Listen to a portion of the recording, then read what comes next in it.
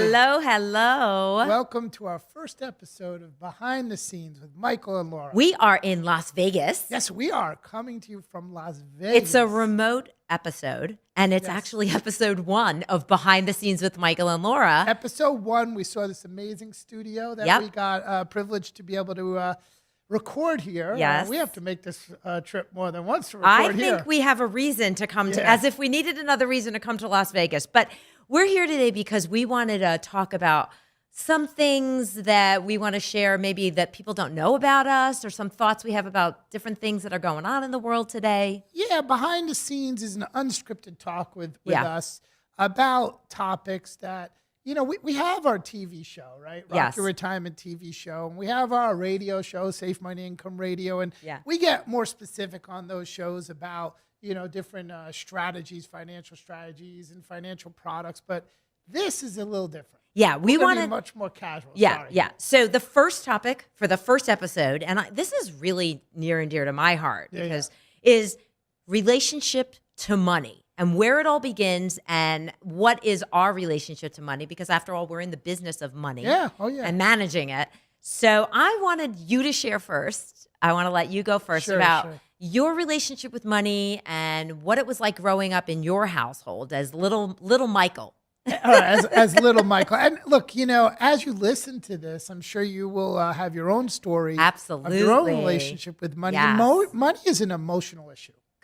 People are funny about their money. Very, very emotional. Yes. And, you know, just like when we're young and things make an impression, money makes an impression when you're young. I mean, growing up all the time, you know, money doesn't grow on trees. You know, a penny earned is a penny saved. Yes. And, you know, we get these definitions of money. Sometimes, you know, they're not accurate. They aren't always accurate, but it's what we grew up with. So it's shaped and formed our behavior and our feelings, of the emotions that you just mentioned about money. I find this fascinating. And it's from a psychological point of view. Yeah. You know, we have met thousands of people through our events, through our personal appointments, coming to our office, through seminars, and we've met so many people. Yeah. And everybody has their own personal relationship emotionally with money. So I can tell you, for me, look, you know, when I was young, I have a brother. You know, my brother and I. When we were young, I must have been about 7, my parents got divorced. And my dad he didn't really walk out and never saw him again. Yeah. But he did kind of walk out, you know. And he was a weekend dad. You know, he took an interest. I mean, it wasn't like I never saw him. Yeah. But what happened was, and I hate to say this, he's passed away, right? But he had a hard time keeping a job. So he always struggled to pay my mom alimony. And it was the first time in my life I became the man of the house. It was my responsibility. How old were you? Share with everybody. God, You were young. Know, I think my parents got divorced maybe when I was 10. Oh, gosh, that's young. Right? Yeah. But what I saw happen was this. Now, 2 things that happened that really created my relationship with money. One is, and I didn't even realize it at the time. Of course not, yeah. But one thing I did see is my mom had to go out and get a job. Now, she had done bookkeeping in the past, but because we didn't have enough to live where we could live, and we lived in a middle-class neighborhood in Bayside, Queens. Yeah. And because we couldn't really keep it, you know, we had to make money, she went out and she got a job as a bookkeeper, and she left the house every day at 7 a.m. She walked, you know, literally a few blocks to the bus station, took the bus to Flushing, Queens, worked, took the bus home, and from 7 a.m. to 7 at night, that's what she did to keep my brother and I in my house. And so I saw her have to work really, really hard. Yeah. In addition to that, my grandfather owned the house we lived in, and it was like a duplex house. And I didn't know this until years later, but thank God he owned it, because we were able to stay in that house because he owned it. Yeah. So my relationship with money was, my mom was always struggling with money, and she always told me, you know, all my other friends, they were much better off financially, and they were buying things, and their parents were buying things, and my mom always said, we can't afford it. We can't afford it. We can't afford it. So it's like scarcity. Like, there's a scarcity relationship. There's not enough, and you got to keep getting it because you never know if you're going to have enough. Right. Well, that's very stressful. So my mom will tell you, she's been in our seminars. She's a client of ours. She's a fan, fair to say. She's a fan and a client, right? And a client. But when I was able to start working, you know, I delivered newspapers, but then I worked for a catering hall. And they used to have extra food left over after the events, and they'd let us take some food home.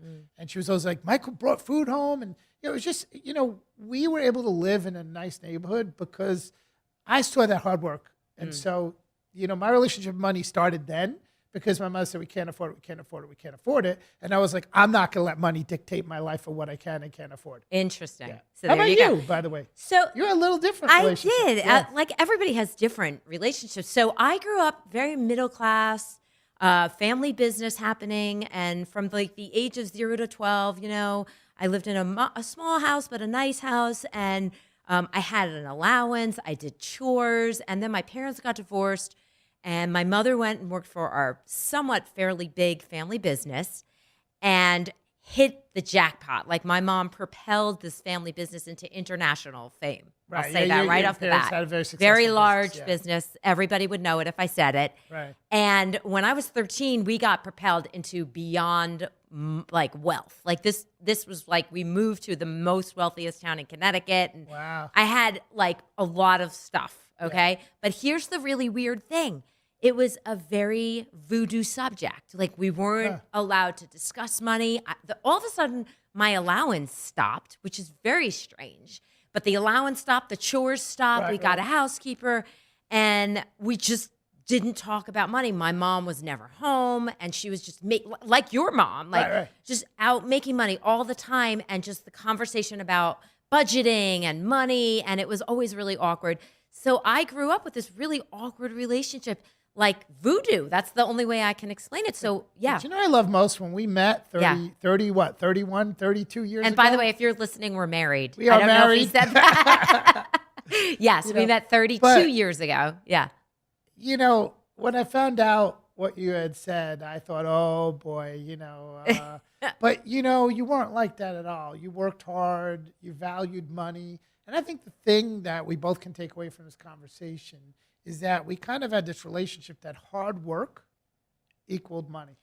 Absolutely. Yeah. I mean, I definitely grew up where I saw my mother and you saw your mother, Yeah, which is really interesting because we had two women role models. Yeah. My father as well had issues as well, and he also has passed. But my mom was a strong, independent woman. Your mother is a strong, independent woman. And we saw these amazing role models work really hard with great work ethics. And we have the same, and I think that's part of what bonds us. They both got divorced. They did. They both were some point single, right? Yeah, raising they were. Kids.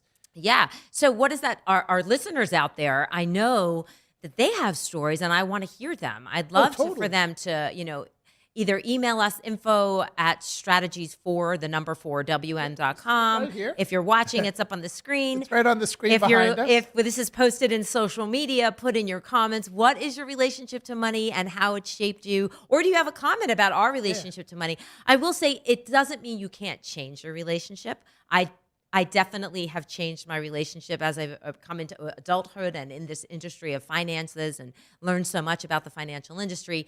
My relationship is not set in stone. That's where it started. Right. So it's relationships with money are emotional. The first thing you have to realize is emotional. For me, I've always been very independent. You know that about me, right? You are, and so I am too. When someone says I can't do something or I can't have something, what do I do? You do it. I do it. You right? find a way. So the question is, what does money mean to you? What is your think about this? Because we could even write a book about this relationship of money, right? Totally. But what does money mean to you? What is it about money? What were you taught? Right, wrong, or different? I mean, my grandparents were all about CDs and safety. They were all afraid to take risks. Scarcity. And scarcity. Yeah. Very scared. A lot of my grandparents and your grandmother, right? Grew up in the Great Depression. They went through the Great Depression. So they had this scarcity mindset about money, but yet money is abundant. It is abundant. And what people don't realize is those mindsets in our family either knowingly or unknowingly get passed on to us, right? And then but the good news is when you're aware of, oh, wow, like my family was paranoid about money. I'm going to say there's a paranoia around money. But I don't want to do that. I don't want to continue that legacy of paranoia. You don't want to continue the legacy of scarcity. Scarcity, right. And you can change it once you know, right? So I think we're heading toward the end of our behind the scene right now. Yeah. No, we are. Now I lost my train of thought for a second. Sorry about that. I do that to you. No. but what I'm saying is, look, define your relationship. Like to me, money is a tool. Yep. I mean, we always say this, right? Money, there's two purposes of money. Use it while you're living or leave it when you die, right? Yeah. That's what we say about it. Yeah. So do you want to use your money while you're living? Do you want to leave it to someone when you die? And if you want to use it while you're living, you know, there's a scarcity mindset. Oh, I may not have enough. I don't know how I'm going to live for. Maybe I'm going to live till here or here or here. If I spend it all, then I'll live my money. And there's all this emotion wrapped up. And what I grew up with was a paranoia of, I have a lot of money and now people are going to want things from me, and I want to hold on to my money. So bottom line, after this first episode, I think you and I can both agree, you can make your relationship with money a positive experience. Money can work for you, not only to get you things, right, but bring you joy, bring you happiness, and not all this crazy negativity. And I think that's how I think we should end this. I'm going to quote Grant Cardone. He says, your assets become liabilities. It's true. Every asset becomes a liability. And when you think of money, when someone has a lot of money, because I see this, then there's all this responsibility, how to protect it, how to keep it, how much should you take out. So that asset, of having money becomes a little bit of a liability, because now it may, adjust what you do and how you live because you're so nervous and anxious about it. We're kind of financial coaches, really. If you really think about it, what do we really do? Yeah, we help people with their financial situation, but we're coaches. We give people permission to live their life and give them certainty that they have enough money to do it. Absolutely. Right. So I just want to thank everyone for listening and watching today. This has been a great first episode. This is our first episode of Behind the Scenes with Laura and Michael. Yeah. Strategies for Wealth Management. And if you'd like to contact us, if you want to share a story, if you like us, whatever you have, post it. Look us up online. Send us a message. We got a million ways to contact us, don't we? Totally. Thanks, everyone. Thanks, everyone, for joining us.